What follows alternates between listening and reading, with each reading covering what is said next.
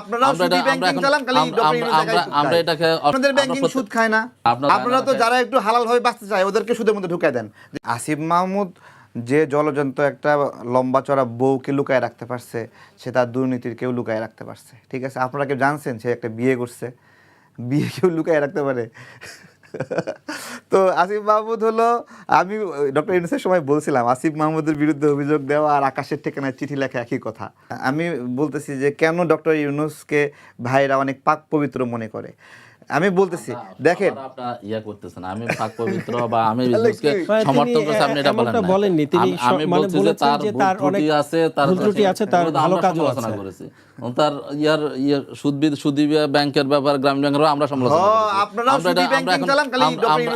আমরা এটাকে ইয়া করি না। আমি বলছি যে আপনাদের ব্যাংকিং সুদ খায় না। আপনার যদি অতটুকু যদি আপনি তো মানে আমাদের ব্যাংক সুদ, আপনারা তো যারা একটু হালাল ভাবে বাঁচতে চায় ওদেরকে সুদের মধ্যে ঢুকায় দেন যে এটা হালাল ব্যাংক। আসলে কি এটা হালাল ব্যাংক? শুনেন, আপনার যদি অতটুকু যদি বুঝার ইয়ে না থাকে, তাহলে তো আপনি কোনটা হালাল আর কোনটা হারাম, তো আপনি তো আপনার কাছে সবই সমান হবে। আপনারা পিছন থেকে জড়ায় ধরা কেউ হালাল মনে করতেছেন না। সবকিছু আপনার কাছে সবকিছু সমান মনে হবে।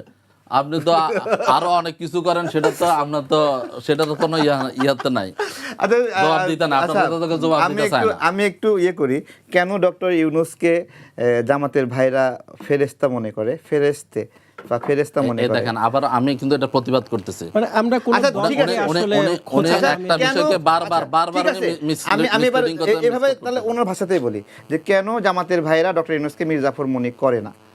এই বিষয়ে আমার একটা চিন্তা আছে, সেই চিন্তাটা একটু বলি যে কেন তারা মীর জাফর মনে করে না। তো আমরা তো আমার কাছে মনে হয় তারা শুকরিয়া আদায় করে যে ডক্টর শফিকুর রহমান এবং নাহিদকে ডক্টর ইউনূস পাশ করে দিয়েছে। এই জন্য তারা বড় পরাজয়ের পরেও শুকরিয়া আদায় করে যে এই কাজটা যে লোকটা করছে সে অন্তত মীর জাফর হতে পারে না।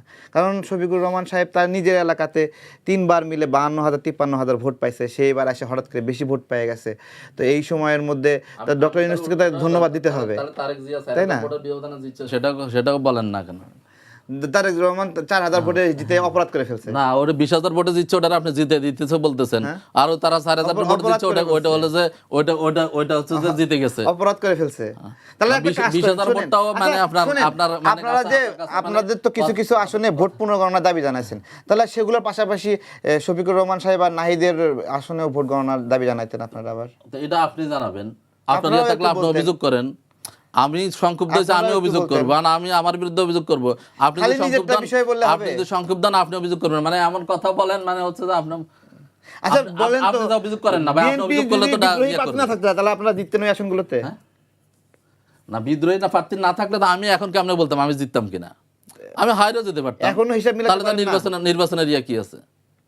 না, আপনি এই কথা প্রশ্ন আমি কি বলছি, আমি যদি আগেই বলতে পারি তাহলে নির্বাচন না, তাহলে তো এটা আপনার সিলেকশন। আপনি নির্বাচন হয়ে যায় না, আপনি বলতে পারবেন কে জিতছে। ওনারা ডক্টর ইউনূসকে মীর জাফর মনে করেন না, কারণ ওনাদের 3টা আসনেও জয়ী হওয়ার সুযোগ ছিল না, সেখানে ওনারা 68টা জয়ী করছেন এবং একটা বড় রাজনৈতিক দলকে নির্বাচনের বাইরে রাখছেন, শেষ পর্যন্ত রেখে ওনাদেরকে প্রধান বিরোধী দল বানাইছেন। এই সামগ্রিক বিষয়ে ওনারা হয়তো বা ডক্টর ইউনূসকে মীর জাফর মনে করেন না।